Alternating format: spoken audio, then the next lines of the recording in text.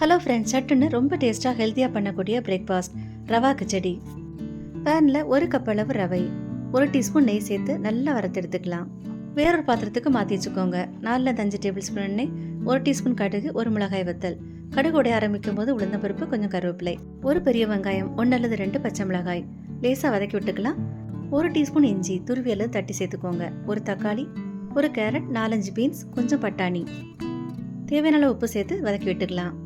3/4 teaspoon மஞ்சள் தூள், 1/2 teaspoon மிளகாய் தூள். பச்சை வாசனை போனதும் 2 கப் தண்ணி, 1 கப் ரவைக்கு 2 கப் தண்ணி. உப்பு தேவைப்பட்டா சேர்த்துக்கோங்க. 1 டீஸ்பூன் நெய். தண்ணி நல்லா கொதிச்சதுக்கு அப்புறமா ரவையை சேர்த்துடலாம். குறைவான தீயில வச்சு கலந்து விட்டுக்கோங்க. கடைசியா கொஞ்சம் ஃப்ரெஷ்ஷான மல்லி இலை, வறுத்த முந்திரி பருப்பு சேர்த்து தீயை ஆஃப் பண்ணி மூடி வச்சிடலாம். 5 நிமிஷத்துக்கு அப்புறமா கம நல்ல வாசனையா இருக்கு. சைடிஷ் இல்லாமலே ரொம்ப டேஸ்டா இருக்கும். தேங்காய் சட்னியோட ரொம்ப நல்லா இருக்கும். தேங்க்யூ.